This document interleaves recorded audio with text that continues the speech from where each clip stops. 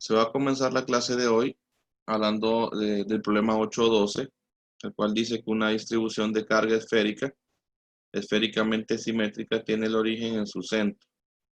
Demostrar que P es igual a 0. En este caso, ya sabemos que no vamos a trabajar con las Q sub JK, que son las componentes del tensor de momento cuadripolar, porque no vamos a evaluar esa parte. Entonces vamos a enfocarnos nada más en el momento dipolar, ¿no? Vamos a demostrar de que para una esfera simétrica, ¿verdad? Esféricamente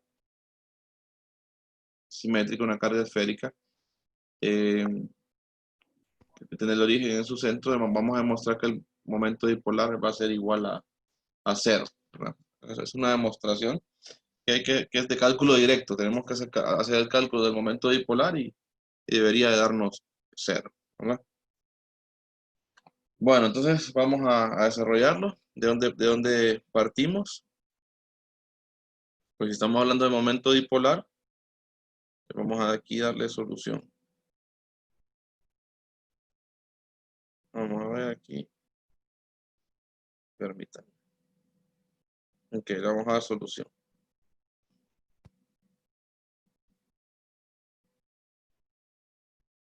Ok.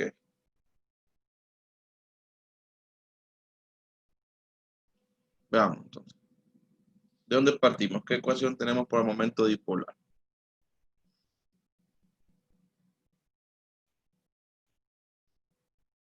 ¿Cuál es la ecuación del momento dipolar para una distribución esférica y uniforme de carga?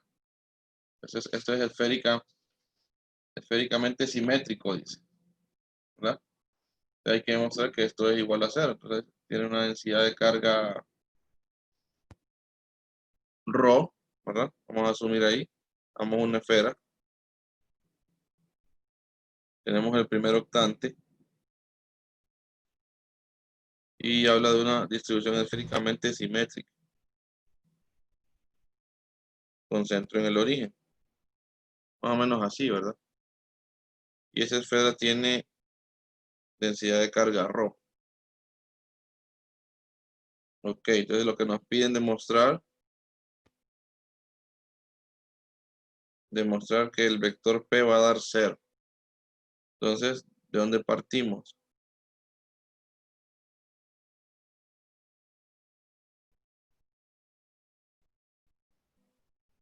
¿Cuál es la definición de momento dipolar para una distribución esférica? O para una distribución con densidad de carga volumétrica, perdón. ¿Cómo se define P? ¿Qué sería aquí? ¿Integral de quién?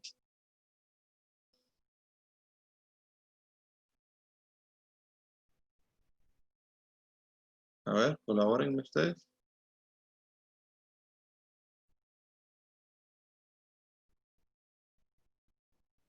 Momento dipolar.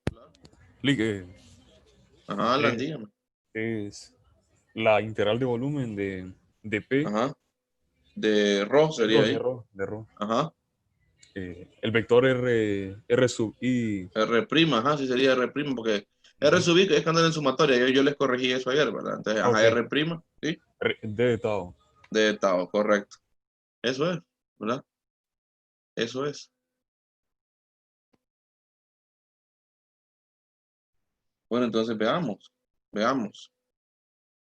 ¿Cómo nos queda esto? Bueno, entonces tenemos que calcular esto. ¿Quién sería R en coordenadas esféricas? La fuente. El vector que va del origen a un pequeño diferencial en la fuente, ¿de acuerdo? Ya lo sabemos nosotros. Entonces tracemos el R'. Va del origen a cualquier pedacito de la fuente. ¿De acuerdo? Bueno, entonces, si eso se define así, ¿quién sería el R' en este caso?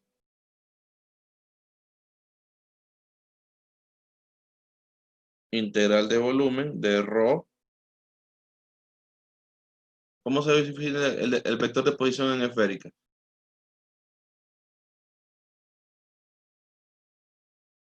R en R sería. Ajá, R', ¿verdad? En R unitario. Y eso por el de Tau, ¿verdad? El de Tau. Entonces pensemos en el de Tau en esférica, ya vayanlo buscando, porque lo vamos a plantear ya como integral triple. Entonces esto sería al final una integral triple de ρ por r prima en r, y el de Tau, ¿quién es? R cuadrado, Ajá, r prima cuadrado, seno de teta, seno de teta, DDR, de dr, de teta de de phi. teta de phi. Correcto, así es. Bueno, ¿de dónde vamos a integrar la esfera? Pues si es esféricamente simétrica, y generalmente pues tienen radio A, ¿verdad? Entonces bajamos la de radio A. Entonces integremos R de 0 a A. Vamos a integrar phi de 0 a pi, perdón, teta de 0 a pi, y phi de 0 a 2 pi. Esa es la integral que hay que resolver. Ahora, mi pregunta es, ¿qué hacemos con este R unitario? ¿Ese R unitario es constante? ¿Puede salir de la integral? Recuerden que el momento dipolar es un vector, ¿verdad? Entonces lo que tenemos que obtener como respuesta es un vector. Yo les hago la siguiente pregunta. ¿Este R unitario, puedo sacarlo de la integral? ¿Es constante? ¿Qué dicen? A ver. ¿Ese R unitario puede salir de la integral? Porque recuerden que el momento dipolar es un vector. Entonces, nos debe quedar como respuesta un vector. Entonces la pregunta es, ¿ese R unitario puede salir de la integral? Yo digo que no, Lick. Ajá, Alan dice que no. Ok, ya vamos a preguntarle a Alan por qué dice que no. ¿Alguien más que quiera opinar? Solamente sí o no, ¿verdad? Digamos así el por qué. ¿Sale de la integral? Alan dice que no. ¿Los demás qué dicen? Yo creo que sí sale, Lick. Sale de la integral, dice Raúl. Vean, hay opciones diferentes. Raúl dice que cree que sí sale. Ok. ¿Alguien más que quiera aportar? Está empatada la situación. Sí, sale. Si sale, me dice Alejandro. Ajá. Ok. Van 2-1, ¿verdad? Los demás. La presencia femenina ahí. Stephanie o Ana, ¿qué dicen? ¿Sale de la...? Yo digo que sí Sale. sale, Lucho. Si sale, dice Isaac. A ver, las chicas, ¿cómo andan las chicas? Stephanie o Ana, ¿qué dicen ustedes? ¿R unitario sale de la integral o no sale? Puede ser por el chat si no quieren hablar, no hay problema.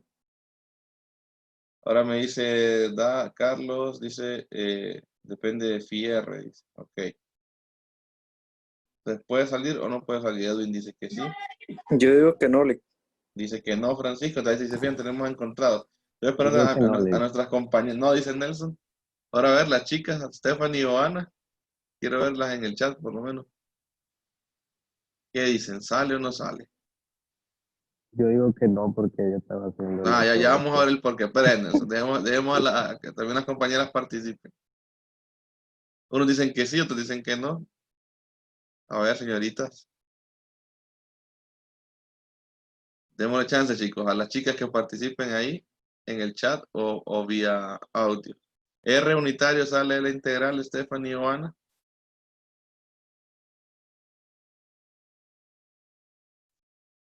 Se nos perdieron estas hipotas, miren, muchachos.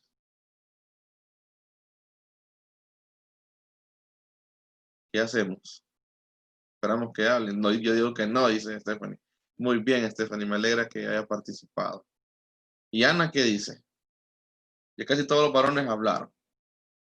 Y a Nelson quería dar el porqué, ¿verdad? Y también ya Carlos Daniel en el chat también adelantó un poquito del porqué. ¿Y Ana qué dice? Ana, ¿sale o no sale?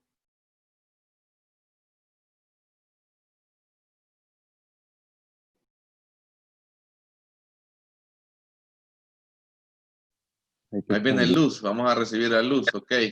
Hola Luz, ¿cómo está? Luz, le tenemos una pregunta de bienvenida. Tengo una integral en pantalla, que es de un momento dipolar. Entonces la pregunta que yo le quiero hacer, vea la integral. Entonces usted me va a decir si el R unitario yo lo puedo sacar de la integral y dejarlo constante. En efecto, que el momento dipolar es un vector, entonces debe quedarme un vector. Entonces la pregunta es, Luz, si yo puedo sacar el R unitario de la integral. Esa es la pregunta de bienvenida. hoy? ¿Qué dice usted, Luz? Ya solamente nos queda usted, Luz. Creo que sí. Cree que sí, ok, muy bien. Ya todos, ya la mayoría participó, ¿verdad? Y está bien. Yo lo que quiero es que participen. Ese es un poquito el motivo de que a todos les pregunté hoy, ¿verdad? Porque quiero que participen, que no sé, porque no parezca esos podcasts, creo que es como que es radio, ¿verdad? Ok. Yo digo que no, muchachos. Ya, yo creo que ya Nelson quiso contestarlo un poquito, ¿verdad? Y me parece bien que estén con ese deseo de contestarlo.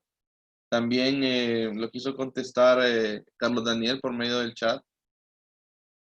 Y en efecto, no debe salir de la integral. Y no porque es que es un vector que no puede salir, porque a veces sí puede salir.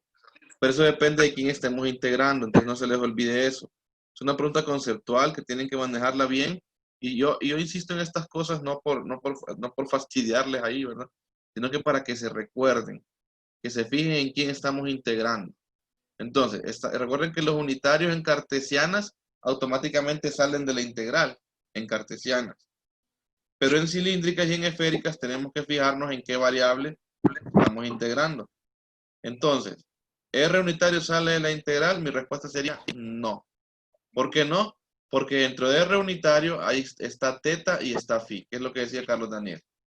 Depende de phi R y también depende de teta. Entonces, lo que debemos hacer entonces no es sacarlo, ¿verdad?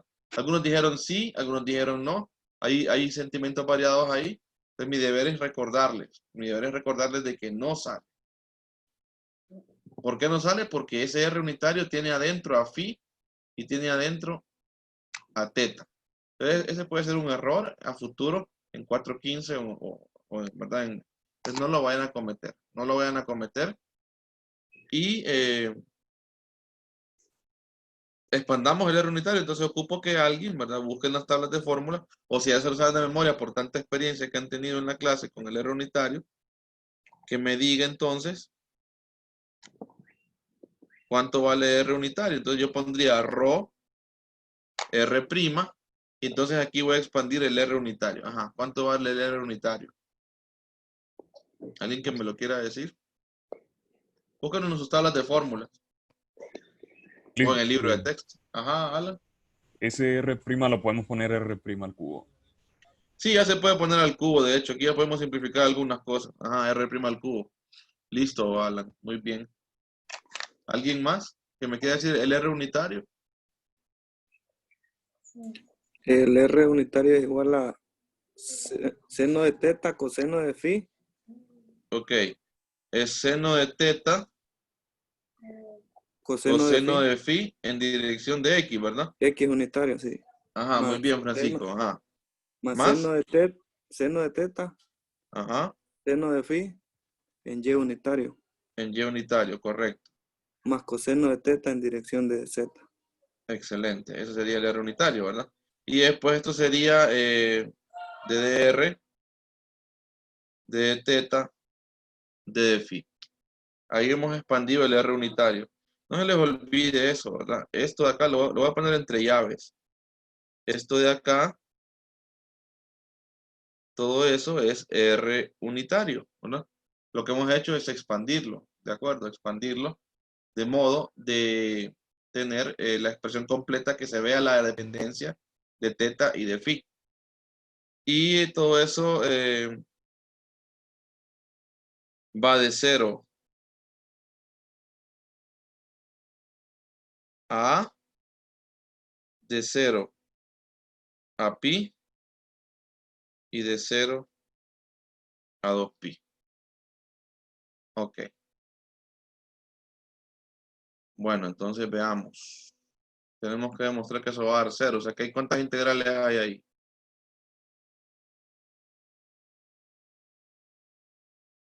Hay 3 integrales. O sea que el momento bipolar tiene 3 componentes, ¿verdad? Tiene una componente X, una componente y una componente Z, ¿de acuerdo? Entonces hay 3 integrales. Analicemos la X primero. Pónganle ahí PX. PX debería de dar 0. Si todo es 0, el total de las componentes como tal deben de dar 0, ¿verdad? Entonces pongámosle aquí analizando PX. Pongamos. Ya vamos a ver bien eso del momento dipolar, ¿verdad? Analizando, para que nos quede un poquito claro lo que es el momento dipolar y lo que es un dipolo, ¿verdad? Ok, analizando Px. Vean, entonces Px, ¿cómo nos quedaría? Px es la primera integral que vamos a hacer. Sería integral, aquí, integral de ρ. Puedes dejar ρ ahí, puede salir de la integral también ρ, no importa, ¿verdad? X unitario, si quieren saquémoslo. Voy a mover un poquito acá. Espérense, voy a mover el operador aquí para que me quede. Aquí sería ρ X unitario. Entonces nos quedaría, ¿qué integral? R cubo y nos quedaría seno cuadrado de teta prima, ¿verdad? Coseno de phi. Y entonces esto nos quedaría d de r, d de teta, d de phi. De 0 a A, de 0 a pi y de 0 a 2pi. ¿Cuál es la más evidente de integrar de esas tres? El coseno de El phi. coseno. Ahora, entonces, vamos a hacer un reacomodo. Yo solamente lo voy a hacer para efectos académicos. Ustedes ya podrían colocar ahí que eso va a dar 0, pero yo quiero que recordarles a todos el por qué da 0, ¿verdad? Para que nos quede claro. A veces se van olvidando algunas cosas y yo no quiero que vaya a pasar con ustedes. Esto les podría quedar reescrito de la siguiente manera.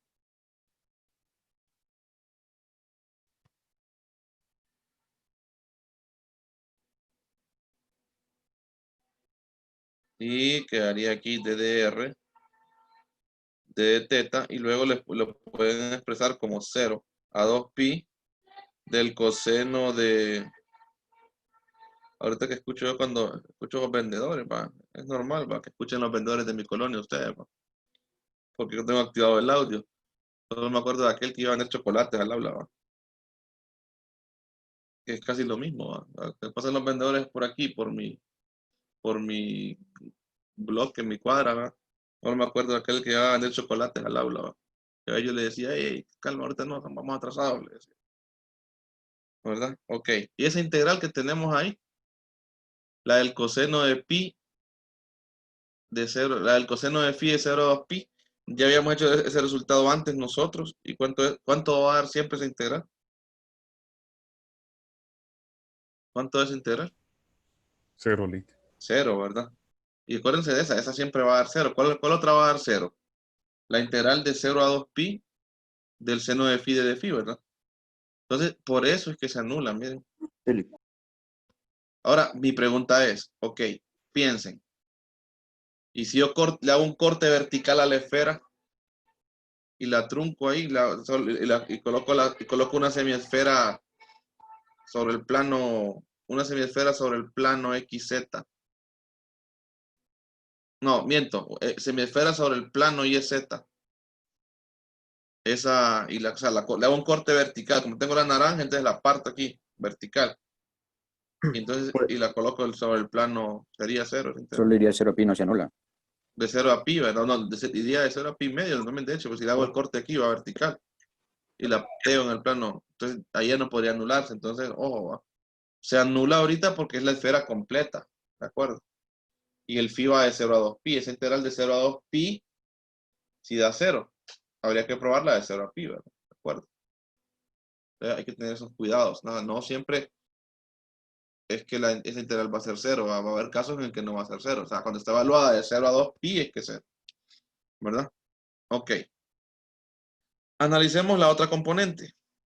Analicemos Px.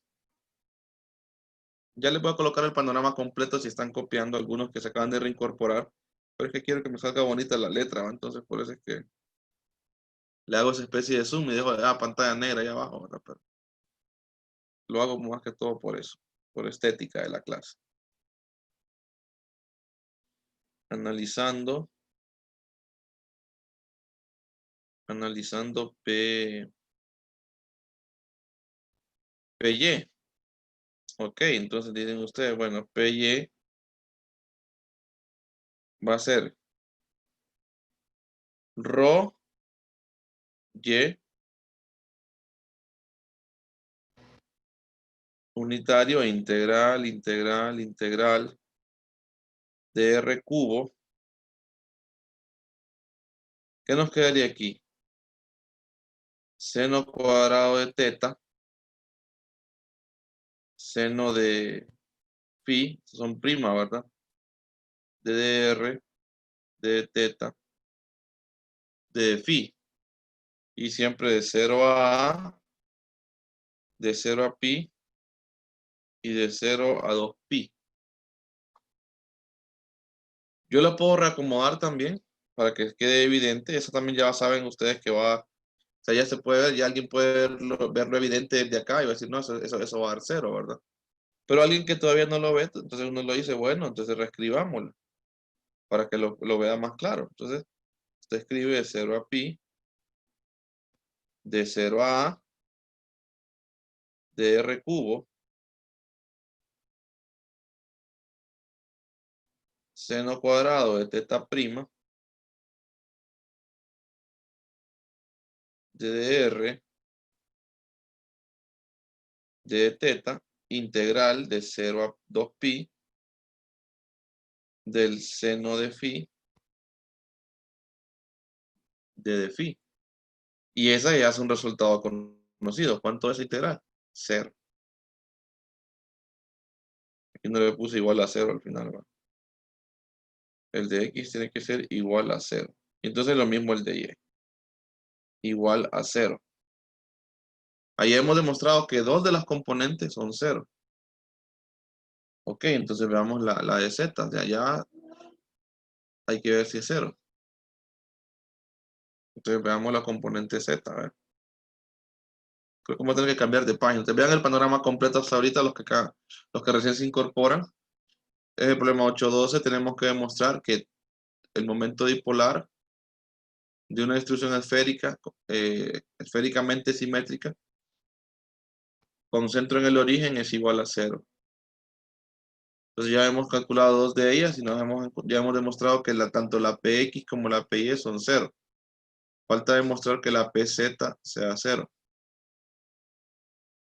Entonces voy a cambiar de página. Vamos a ver. Voy a cambiar de página y voy a colocar aquí PZ. Analizando PZ.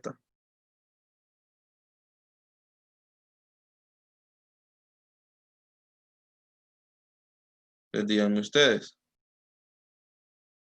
¿Cómo me quedaría la integral? PZ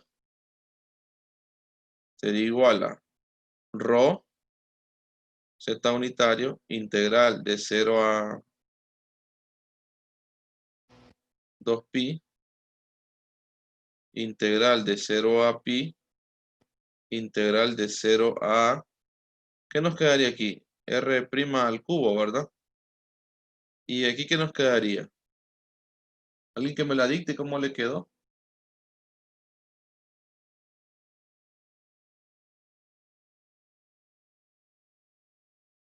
Al hacer la Coseno propiedad de, distributiva, sí, seno, coseno, ajá, coseno de, bueno, seno, está bien ahí. ajá, Seno de seno de teta, teta, ajá, Alan, coseno de teta. de teta, ajá. Eso sería todo, ¿va?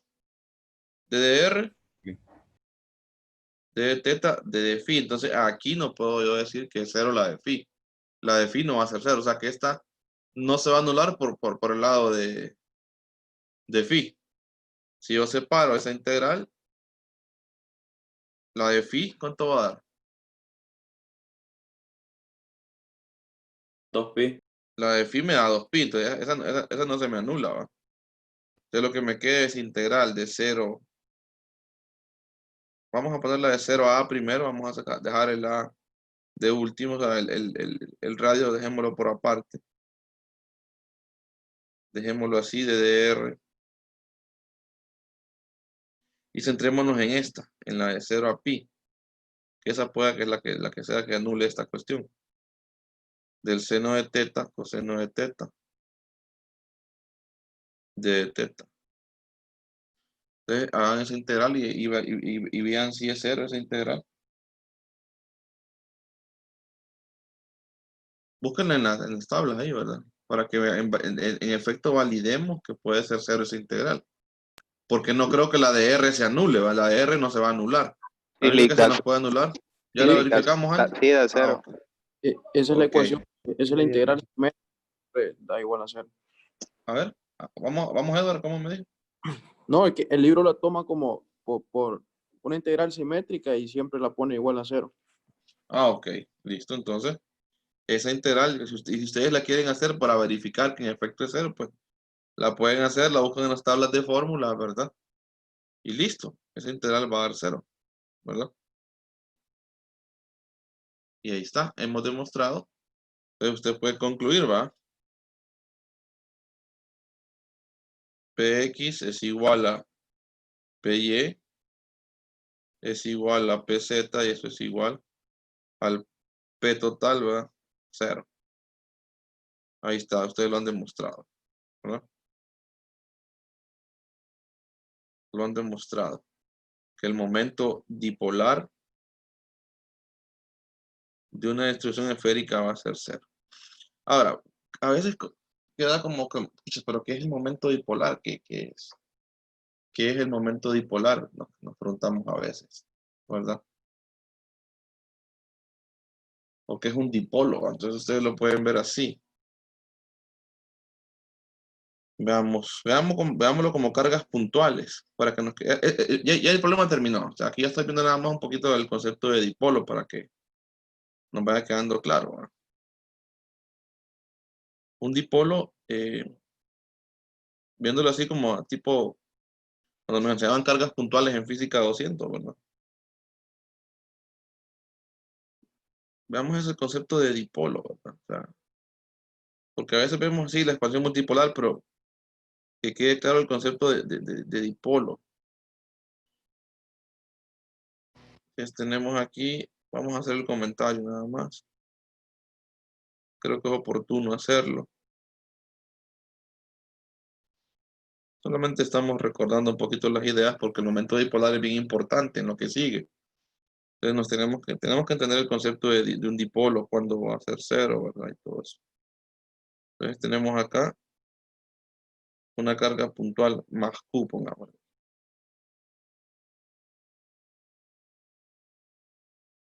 Y por acá tendríamos, supongamos que tenemos una carga puntual menos Q. Y supongamos que están separadas esas dos, ¿verdad? Por una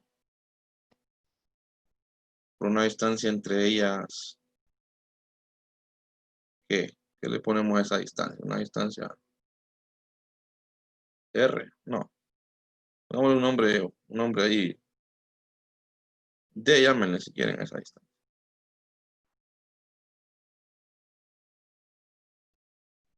Entonces, si yo les pido que calculen el momento dipolar de eso, ¿cómo lo calcularían?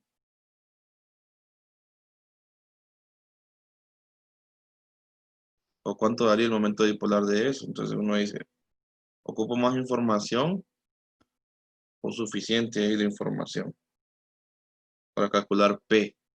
Ok, entonces planteamos la fórmula de P. Veamos. Si yo le pido que calcule el momento dipolar de esa configuración de cargas, entonces usted dice, yo le pregunto encontrar P.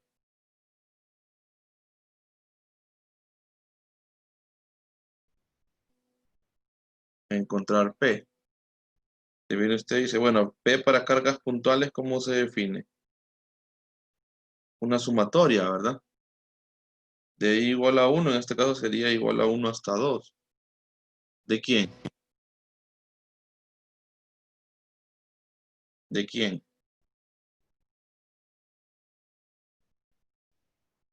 A ver.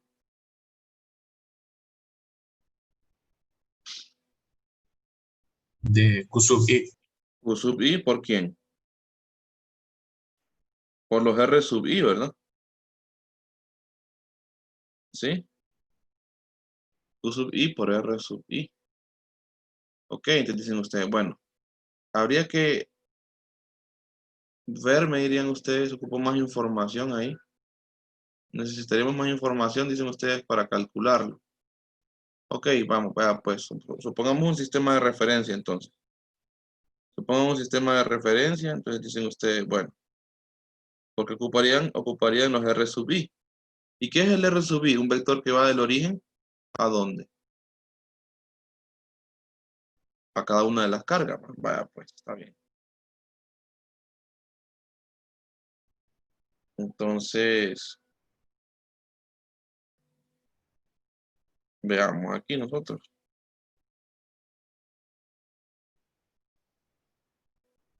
Tracen un sistema de referencia. Entonces le voy a mover la figura. Ok, tracen un sistema de referencia.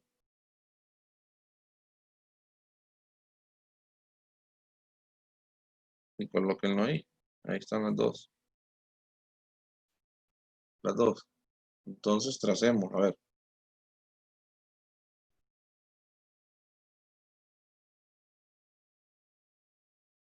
A ver, a ver, a ver, a ver, a ver, a ver, a ver, a ver. Tracemos el primer R. Lo voy a trazar con morado.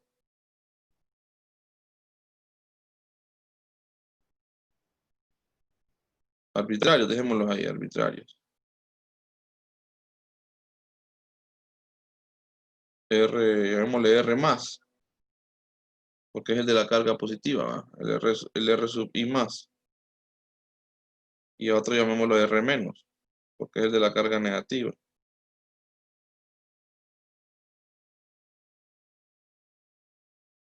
Que a veces con cargas puntuales casi no trabajamos, entonces estamos acostumbrados a ver las integrales, pero no trabajamos con las cargas puntuales, ¿verdad? Ok. Las cargas son idénticas. No he dicho Q1 y Q2, sino que es más Q y menos Q, o sea que son iguales y opuestas, ¿verdad? Y tengo acá yo este sería el R menos. Bueno, entonces, ¿cómo plantearían ese sistema?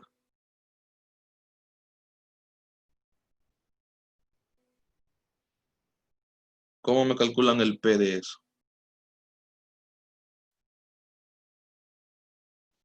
Entonces, desarrollamos la suma. Bueno, ¿eso qué sería igual? A Q1. Q1 puede ser la positiva, si quieren, rotúlenla, ¿no? Llamen a esta Q1, la carga 1 y esta es la carga 2. Entonces, ¿qué les quedaría ahí?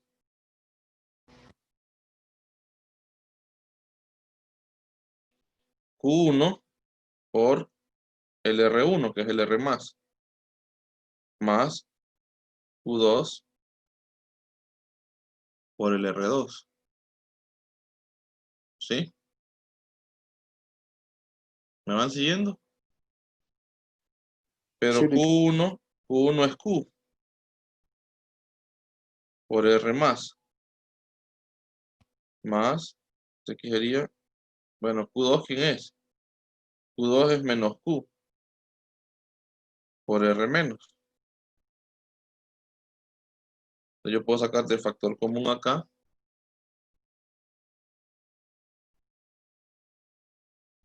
Y entonces, ¿qué me va a quedar aquí?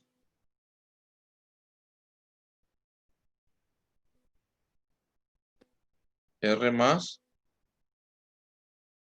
menos R menos, ¿verdad? ¿Sí? Sí. Entonces, ¿cuál es el momento dipolar? ¿Quién es R más menos R menos? D. D, ¿verdad? Entonces la magnitud sería D, ¿va? Ahí va. La magnitud de ese vector. Y si lo queremos ver como vector, pues le ponemos entonces una flechita, ¿va? A D. ¿Sí o no? Y encontramos el momento dipolar de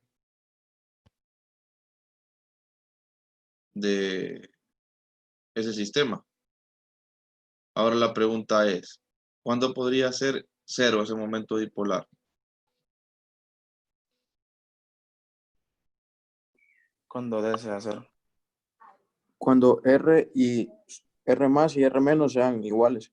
Ajá, ahí, ¿verdad? Cuando R más y R menos sean iguales. Ajá, o sea, cuando D sea 0, es correcto, ¿va? Cuando R más y R menos sean iguales, entonces van a haber ciertas configuraciones y pueden haber configuraciones en la naturaleza, ¿verdad? En que los momentos dipolares sean 0. Ahí no es 0, ahí nos queda Q por D.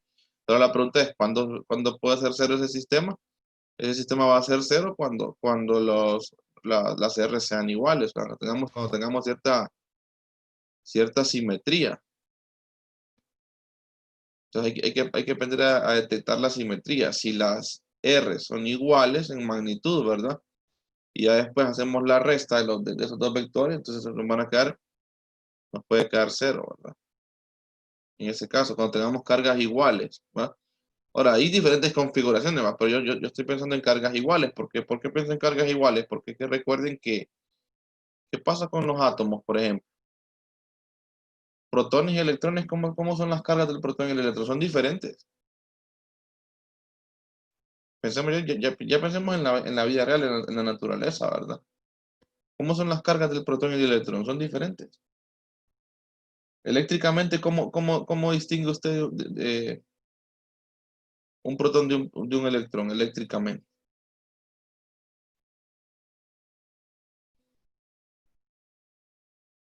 Tienen cargas diferentes. Por el tipo de carga. O sea, las cargas son iguales, pero ¿cómo son? Opuestas, Opuesto. ¿verdad? Opuestas. Y ahí es donde yo les hago la analogía, ¿verdad? Allá en 200, cuando estamos en 200, yo les digo, ¿va? Bueno, y entonces, ¿cómo distingo yo un protón de un electrón, entonces? No es que el protón anda ahí en la espalda, ¿va? Yo soy el protón, ¿va? Y el otro anda yo soy el electrón. Simplemente se rotularon signo más y signo menos para distinguir que eran dos tipos de carga diferentes, pero no es que ¿cómo les digo? Es que el protón va a andar aquí en la espalda. Yo soy protón y ando positivo, ¿verdad? Bien pudo haber sido al revés. Cuando se descubrieron, solamente se descubrió que eran cargas de diferente tipo, ¿va? Entonces, que cuando interactúan entre sí, se repelen o se atraen, ¿de acuerdo? Las del mismo tipo se atraen, se repelen, ¿verdad? Las del diferente tipo se atraen. Entonces, eléctricamente, los átomos, ¿verdad? Generalmente pueden ser neutros o pueden haber átomos que ya son iones, ¿verdad? Cuando es un ion es cuando ya tiene exceso de carga, ya sea que tenga exceso de carga positiva o exceso de carga negativa, ¿verdad? Ya si empezamos a interactuar con átomos, ya estamos hablando de interactuar con materia. Entonces, generalmente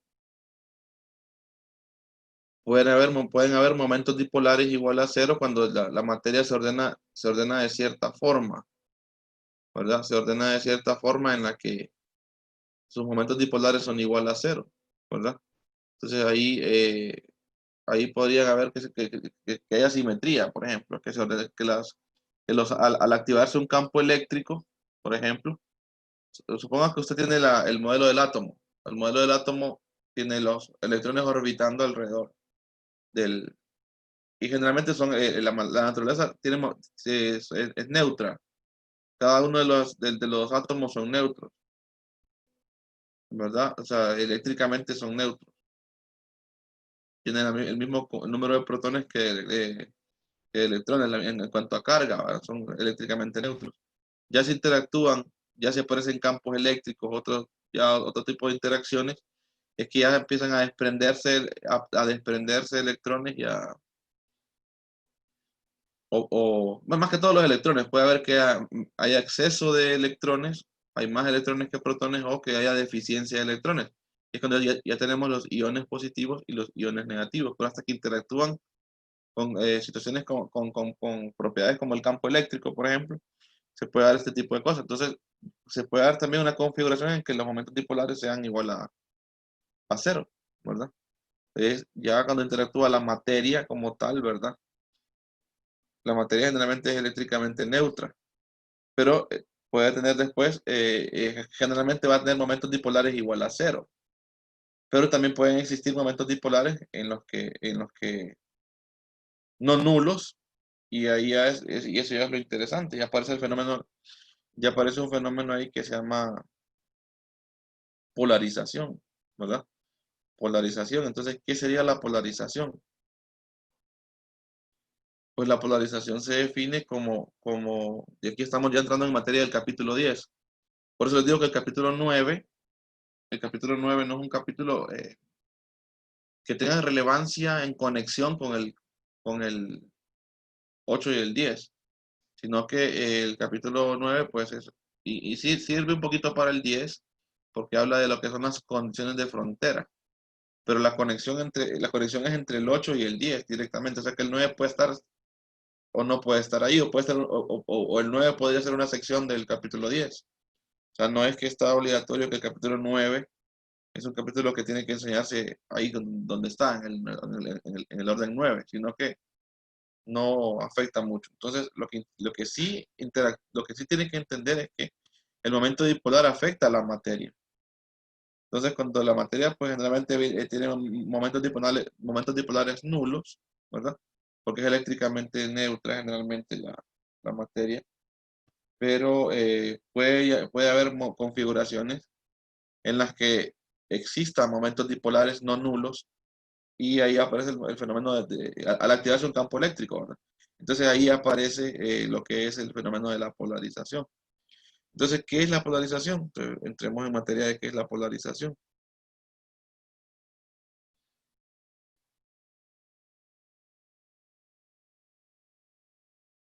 Y la vamos a llamar con P mayúscula. Y también va a ser un vector. La polarización se define, de hecho, el capítulo 10 la define como el momento dipolar por unidad de volumen. O sea, como una razón entre el momento dipolar y el volumen, casi como una densidad, ¿verdad? Así como cuando definen la densidad masa entre volumen, que se encarga entre volumen, ¿verdad? Entonces, pero como no son cantidades escalares, sino que es un vector, ¿verdad? Porque el momento dipolar es un vector y el volumen es un escalar, entonces va a quedar un vector. Entonces, se define más o menos así. Si hablamos de un pequeño pedacito, ¿va? De materia, pues tenemos un momento dipolar dividido por un pequeñito pedacito de volumen. Lo voy a dejar así como volumen ahorita. Después lo voy a pasar a D de Tao, ¿verdad? Y eso sería lo que es la polarización. Ahora, si yo quisiera, pues, el momento dipolar total de ese sistema, ya incluyendo todo el sistema, todo el volumen completo, entonces yo podría ya hacer la integral, ¿verdad? Yo quiero ya el momento dipolar de eso. Entonces el momento dipolar se puede definir también como la integral de volumen de la polarización. Y ahí cambio ya al DDB por D de Tao, para que se parezca a lo que tenemos en el libro. Y de hecho eso aparece en el capítulo 10, ¿verdad? Hace una hipótesis, ahí habla un poquito de cómo está ordenada cómo está organizada la materia, como algo parecido a lo que les quise introducir yo, cómo está la materia organizada, habla de un poquito de que ya vimos materia conductora en el capítulo 6, que es un tipo de materia, los conductores, cómo interactúa el campo eléctrico y todo eso, las cargas se pueden mover bajo la influencia de un campo eléctrico en los conductores. Ahora estamos en la parte de aislantes, le vamos a llamar, que es un tipo de materia que se llaman dieléctricos. Y eso pues son usados mucho con los capacitores. Ustedes lo han visto en circuitos eléctricos, capacitores que se les coloca dieléctrico en medio de las placas. Entonces ya está interactuando el campo eléctrico con materia en medio. Antes estábamos en el vacío, entonces estamos viendo cómo se comporta la materia. Entonces, la idea de todo esto, de hablar de polarización y de todo esto de cómo se comportan los momentos dipolares, las cargas, cómo se van a separar, cómo se separan en el átomo, donde hay esta materia. Ese es lo que el entorno de esto ya es hablar de dieléctricos. A lo que nos lleva es a ver, a lo que queremos llegar es al concepto de dieléctrico, los tipos de dieléctricos que pueden haber. Y todo parte desde el momento dipolar, que la materia está organizada con momentos dipolares igual a 0. Entonces solamente les voy a leer un poquito la introducción del capítulo 10. Aquí lo tengo, el capítulo 10, que me parece oportuna para que caigamos en contexto, ¿verdad? Dice electrostática en presencia de materia. Dice. Como se comentó antes, aquí se considera que la materia es una colección de cargas positivas y negativas, los núcleos y electrones que la forman. Se supone que una cantidad dada de esta materia está hecha de átomos y moléculas que tienen igual cantidad de cargas positivas y negativas, es decir, cuyos momentos monopolares son iguales a 0. En el capítulo 6 se consideró una clase especial de materia, los conductores, que posee cargas que son libres de moverse bajo la influencia de un campo eléctrico o de los campos. En este capítulo se tratará con materia que no es conductora. Oigan bien, no es conductora la materia. A esta última clase de materia se le denomina materia dieléctrica y de sus cargas, que se van a decir que son cargas ligadas. Hemos hablado nosotros anteriormente de carga, pero no hemos, ya cuando estamos hablando, vamos a hablar de materia dieléctrica, vamos a hablar de lo que son cargas ligadas, ya vamos a ver qué son esas cargas ligadas. Y no siempre es posible hacer una distinción clara y precisa acerca de si una sustancia dada es un conductor o un dieléctrico. Un dieléctrico generalmente es un aislante, ¿verdad? Pero sigue siendo útil mantener estas dos categorías como esquemas de clasificación, ¿verdad? Y más adelante, pues en el capítulo 10 se dice que se van a combinar ambas propiedades, la materia y conductora y la dieléctrica, ¿verdad? Entonces por ahí esa es la introducción que hace el libro de texto y habla de eso, de los átomos, ¿verdad? De que son eléctricamente neutros, o sea, la suma, sus momentos monopolares son 0, la suma de sus cargas va a ser 0. Eso se llama materia neutra, el momento monopolar es igual a 0. Y luego habla un poquito del momento dipolar en la parte 10, la sección 10.1, que les recomiendo que lo lean, la sección 10.1, y habla sobre lo que yo les comentaba de la hipótesis del momento dipolar, de que si se activa un campo eléctrico ahí en este tipo de materia, también puede haber momentos dipolares distintos de 0, y eso me va a producir lo que es se produce por lo que es la polarización. Y entonces esa es la idea de definir la polarización. Se define como momento dipolar por unidad de volumen. Entonces esta es una ecuación que es importante tenerla como definición de lo que es polarización. O sea, el momento dipolar se puede también calcular como la integral de la polarización, la integral de volumen de la polarización. O si ya hablamos de cálculos numéricos, se podría definir como el momento dipolar entre el volumen, la polarización. Ahora, me interesa un poco también que conozcamos las unidades de la polarización. Voy a colocar en otro color para que se vean unidades de P. Porque a veces es bueno manejar las unidades para entender un poquito las cantidades, qué significan estas cantidades. Pues las unidades de polarización generalmente están dadas en lo que son Coulomb por metro cuadrado. Y creo que también el texto lo comenta, aquí tengo el texto nuevamente. Lo comenta en la página 183. De su definición, dice, que es la que tenemos ahí, ¿verdad? Se desprende que la polarización se deberá medir en Coulomb por metro cuadrado. Y se dice que la polarización va a ser una función que va a depender de la posición en el material. De la posición en el material. O sea que puede depender de la posición. Así como el campo depende de la posición, entonces la polarización también depende de la posición. O sea que puede ser, por ejemplo, una polarización que tengamos que sea P en dirección de Z, por ejemplo. Y ese P puede depender del vector de posición. Del punto Z, por ejemplo. Puede ser AZ en dirección de Z. Pero también puede ser constante la polarización. ¿De acuerdo?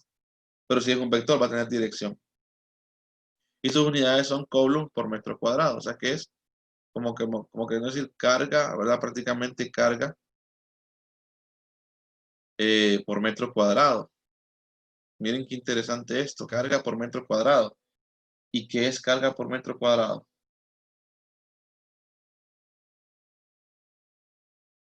La densidad superficial. La Carga. densidad superficial. O sea, ¿qué quiere decir? Que por ahí vamos a encontrar nosotros alguna expresión en la que tenga que ver que aparezca la densidad de carga, ¿va? Superficial. Porque se fijan las unidades, ¿va?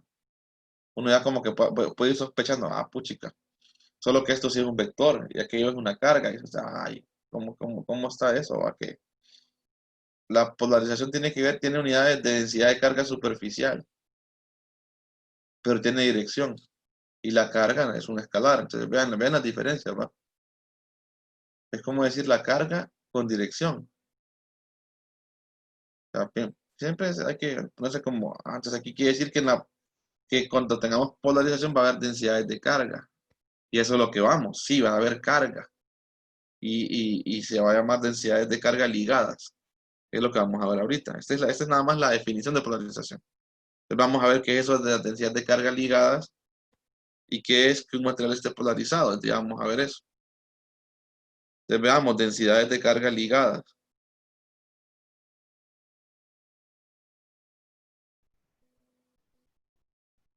Densidades de carga ligadas. Vamos a ver quiénes son las densidades de carga ligadas y cómo salen. ¿Cómo salen? Entonces déjenme ver mis notas acá, que tengo un poco la deducción para que le vayamos siguiendo. Solo ordeno un poquito acá, se me cae el audífono. Ok. Bueno, entonces partamos de... Por aquí lo tengo, déjenme buscarlo nada más. Aquí está. Vamos a plantear un sistema, una especie de volumen. Y vamos a plantear los vectores de posición, lo que hemos hecho siempre. Y vamos a partir de lo que es el potencial. Vamos a irnos por el lado del potencial. Por eso es que es importante el potencial. Y a veces no se nos comenta eso, ¿verdad? ¿Quién es la raíz de todo, dijimos? De toda la electrostática. ¿Quién es la semilla? El potencial. El potencial. Entonces el potencial va a estar metido en todos lados, porque es la semilla de todo. Y vamos a ver aquí que aquí también está el potencial.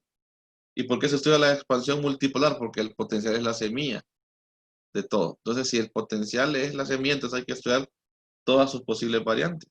Por eso es que nos enfocamos en el estudio del potencial. Por eso es que estamos estudiando el potencial en expansión multipolar.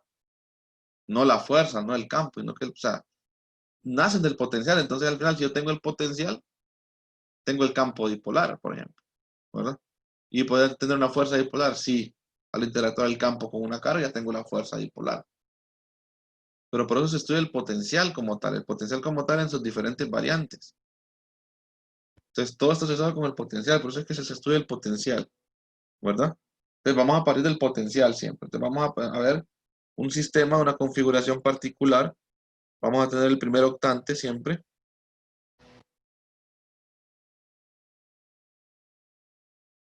Entonces, como les digo, al final, ya cuando metemos la parte de materia, ya no se hace tan complicado porque ya manejamos bien todos estos conceptos. Ya sabemos que el potencial es la semilla de todo eso. Ya sabemos que el potencial nace en los campos. Entonces, al final no se vuelve tan complicado recordar, ampliar nada más el panorama aplicado ya a materia, ¿verdad? Ya no es tan complicado verlo. Ya manejamos bien todo en el vacío. Ya manejamos bien la parte conductora, ¿verdad? Cómo se comporta el campo de un conductor. Entonces ahora vamos a ver cómo se comportan los campos y qué cosas nuevas aparecen cuando hay materia. Pero las ideas son las mismas, vectores de posición, etcétera, ¿verdad?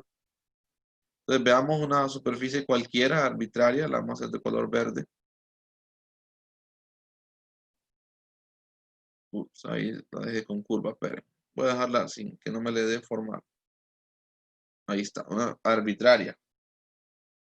Y de esa arbitraria, pues vamos a decir que, déjenme ver cómo tengo la figura acá. porque no alcanzo a ver la mía. Tenemos una superficie y vamos a considerar un pequeño pedacito de volumen, que es el de Tau, ¿verdad? Aquí tengo en el libro. Entonces vamos de esta superficie, este es un volumen B. Y como tal también, si encierra un volumen, esa superficie es una superficie cerrada, ¿verdad? No se les olvide. Encierra un volumen B' y es una superficie cerrada, ¿de acuerdo? Y eso vamos a tomar un pequeño pedacito de volumen, que es nuestro D de Tau.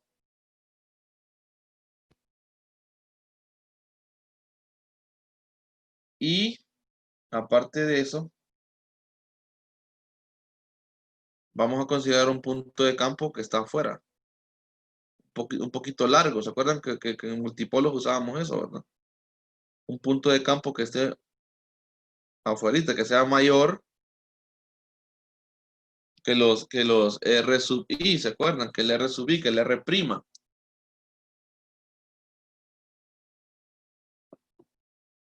Y vamos a trazar la configuración de ese sistema. Entonces trazamos la configuración del sistema, a ver cómo nos queda. Tracemos, a ver si me queda bonito. Yo creo que sí me va a quedar bien, porque los puse en diferente lugar. Entonces tracemos el R'. El R' sería el vector que va del origen al diferencial, ¿de acuerdo? Chica, no me lo traza. ¿Cómo queda? No queda tan horizontal. Voy a bajar el primer octante un poquito, espérense. Lo voy a poner aquí, a ver si no me queda tan... Para que me quede aquí. Entonces voy a trazar el vector R' aquí.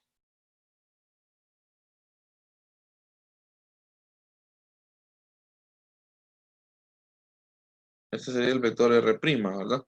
O el R sub I que manejábamos si fueran cargas puntuales. Y el punto de campo está largo, ¿verdad? Está largo porque para que se mantenga el desarrollo multipolar.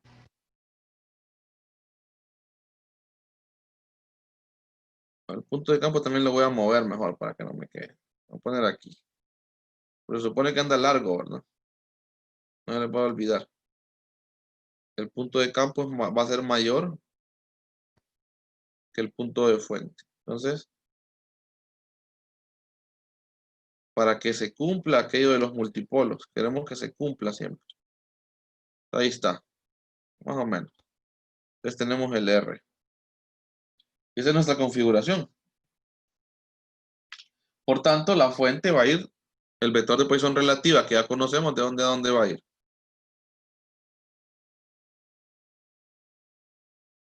Como es la resta de los dos, ¿verdad?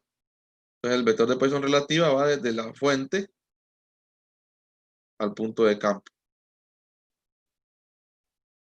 Esa es la configuración del multipolo, ¿verdad? Para que sea multipolo, ya sabemos, para que se pueda hacer un desarrollo multipolar del potencial, se debe respetar aquello, ¿verdad? De que el R sea mayor que el R'. ¿De acuerdo?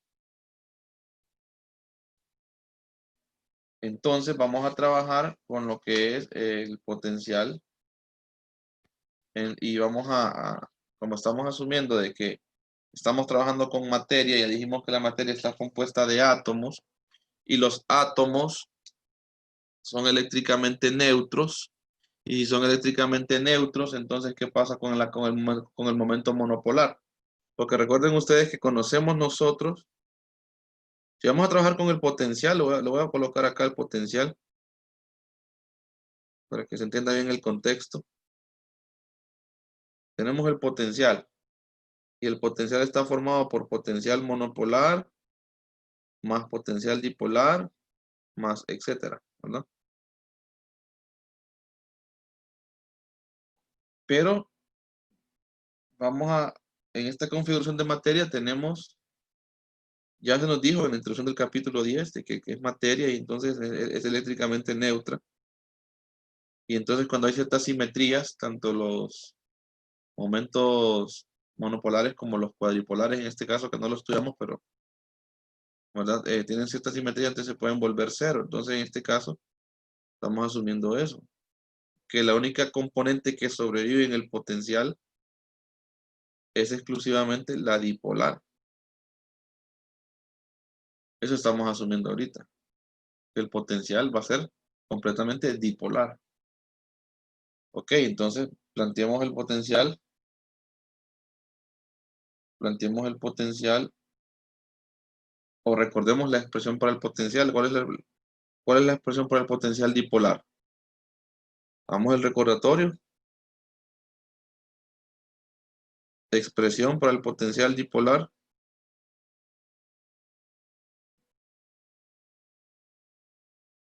A ver, recordar.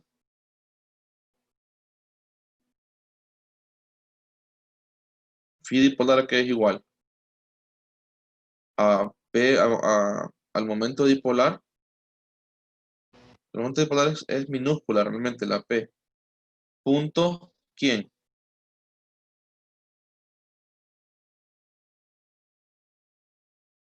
R unitario, ¿verdad? Dividido por. ¿Me van siguiendo? Sí.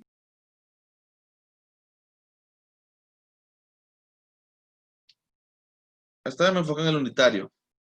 Me pude haber enfocado en el otro, en la otra expresión, pero como que recuerden que es a conveniencia, ¿verdad? Esa es la ventaja. Yo puedo verlo también expresado por R vector entre R cubo. Está bien, pero no me interesa ahorita esa expresión por conveniencia. O sea, no porque, no, sino que por conveniencia. Acuérdense que dijimos que a veces por conveniencia va a ser útil usarlo de una forma que de la otra. Entonces, si recordamos, esas son las ideas que tenemos que recordar.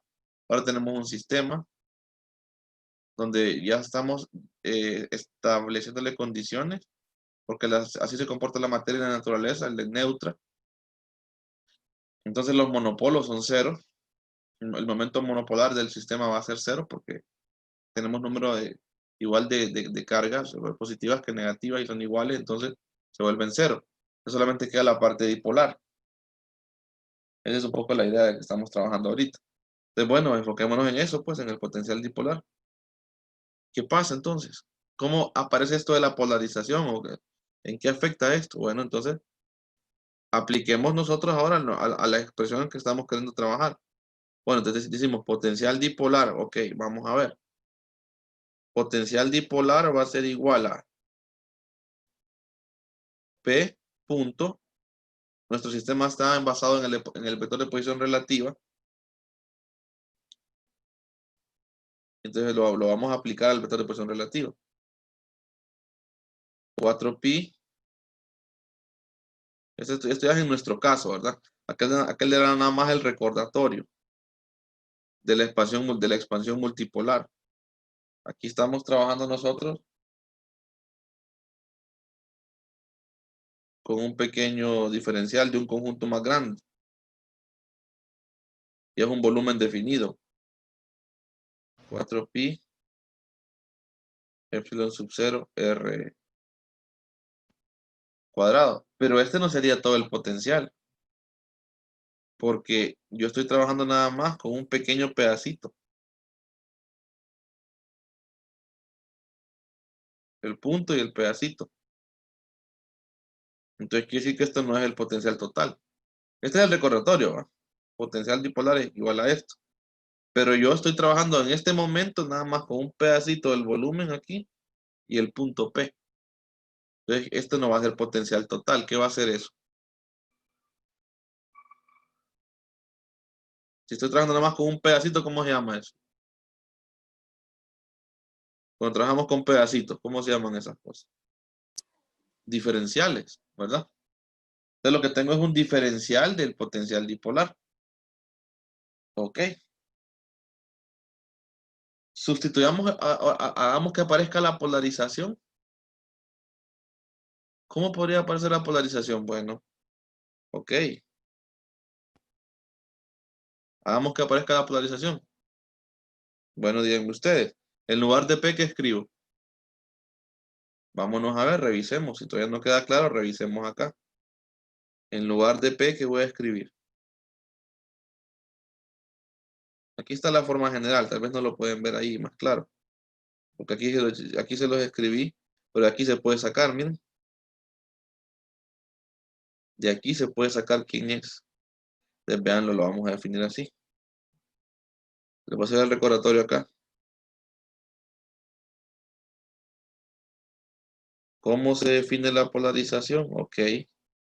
La polarización se define como el momento dipolar por unidad de volumen. Eso es polarización. O sea que si yo estoy diciendo que aquí tengo un diferencial de potencial, aquí fue mi error también. Ya lo corrijo. Esto va a ser un diferencial de momento dipolar. Porque nada más estoy con un pedacito del volumen. Ahí me hacía falta. Es diferencial de potencial porque estoy trabajando nada más con un pedacito del volumen más completo. Ahora, si quiero que aparezca la polarización en esta ecuación, ¿qué es lo que, qué es lo que genera la polarización? Bueno, ya me lo han definido. Yo puedo despejar esto. Yo puedo despejar esto para DDP. DDP va a ser entonces polarización por D de tau. Entonces reemplacemos. Ok. Vean cómo ya va apareciendo en el potencial. Entonces, en lugar de escribir DDP, yo lo que voy a escribir es polarización por D de tau punto R unitario. Y eso dividido por 4pi epsilon sub 0 R cuadrado. Ok. Ya apareció, miren. Ya apareció la polarización ahí. Ahora, eso nada más es un pedacito del potencial. Y si ustedes quieren todo el potencial, ¿qué tienen que hacerle a esa expresión? Integrar. A ver, Nelson. Ajá. Integrar. Integramos, va Luis y Nelson. Integramos. Entonces, hagamos el comentario.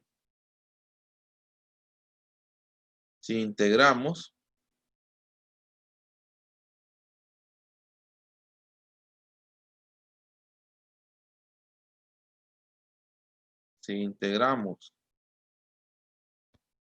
a ambos lados, ¿qué obtenemos entonces? Aquí sería el potencial. Si integramos a ambos lados, tenemos el potencial y nos quedaría una integral ¿de quién?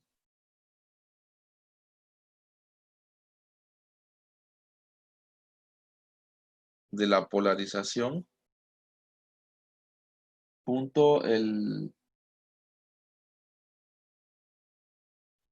D de tau producto punto SR unitario y dividido por 4pi epsilon sub 0 R cuadrado. Y sería una integral de volumen, ¿verdad? En este caso. Ok, entonces a esa expresión es la que tenemos que manipular nosotros para saber qué está pasando o qué implicaciones tiene la polarización en nuestro sistema. Ya estamos hablando ahora de, queremos que aparezcan las densidades de carga, porque ya vimos que la polarización tiene unidades de carga por metro cuadrado, entonces viene siendo como una densidad de carga con dirección. Entonces queremos que ver que de esa P, cómo pueden hacer una densidad de carga. Entonces ya veo que son las 11. Vamos a dejar esta expresión hasta acá. Esta expresión es importante porque es la que tenemos que manipular para que aparezcan las densidades de carga ligadas. Esta expresión. La vamos a manipular el día de mañana. Y aquí me falta ponerle aquí, yo le pondría de tau aquí. Entonces tenemos el producto punto de la polarización por el vector de posición relativa. Entonces vamos a ver qué pasa mañana. Vamos a manipular esa ecuación algebraicamente con las identidades vectoriales del capítulo 1 y algunas otras cosas, para que naturalmente aparezcan lo que son las densidades de carga ligadas y ustedes puedan ver qué son esas densidades de carga ligadas y cuándo hay densidades de carga ligadas. y por qué se llaman densidades de carga ligada. ¿De acuerdo? Entonces todo nace del momento dipolar. Por eso es que se estudian los multipolos. Y nace desde el potencial en general. Y el concepto del momento dipolar, ¿verdad? Entonces ahí es donde vamos a ver nosotros qué son las densidades de carga ligadas. Y va a aparecer un campo nuevo también. Entonces va a ser bien interesante la clase de mañana. Porque van a aparecer cosas nuevas que las vamos a relacionar con las cosas que ya sabemos. Y es ahí como vamos a aprender nosotros cómo se comporta la materia como tal. Y en este caso particular le han llamado materia dieléctrica, ¿verdad? Entonces ahí vamos a dejarlo por hoy porque ya son las 11 y tengo que ir a otra clase también. Pero el día de mañana pues va a ser, como les digo, va a ser muy productivo. Les invito a que se unan mañana a la clase, ¿verdad? Si pueden desde las 9:45 para que deduzcamos estas densidades de carga y hagamos problemas con estas densidades de carga, ¿verdad? Problemas del capítulo 10. Como les decía yo, se fijaron que el capítulo 8, debido a factor tiempo, no lo vimos todo, pero no se puede, sabimos lo más importante, que es monopolos, dipolos. Cómo se comporta el campo en monopolos y en dipolos. El potencial en monopolos y en dipolos. Y vamos a ver aquí materia, ¿verdad? También, no es todo el capítulo 10 que se puede ver porque lastimosamente no hay tiempo. Entonces lo que se ve es por lo menos las primeras 3 secciones del capítulo 10, ¿verdad? Estamos en la sección 10.2 creo ya, o 10. Por aquí que es la de miércoles, sí, la 10.2, densidades de carga ligadas. Si no me equivoco, vamos a ver la 10.3. La 10.3 más que todo es la 10.4. Está toda relacionada al final. Y la 10.5. O sea, de un solo mañana vamos a llegar, con lo que hagamos mañana se van a juntar todas, desde las 2 hasta las 5, van a aparecer cosas de ahí. Y unos nuevos campos vectoriales ahí bien interesantes, ¿verdad? Un nuevo campo, perdón. Va a aparecer aquí de la polarización. Entonces les pido que mañana pues nos conectemos en tiempo y forma para que podamos trabajar estas densidades de carga y ver qué son esas densidades de carga y las propiedades que tienen, ¿verdad? ¿De acuerdo? Entonces vamos a dejarlo hasta ahí el día de hoy. Y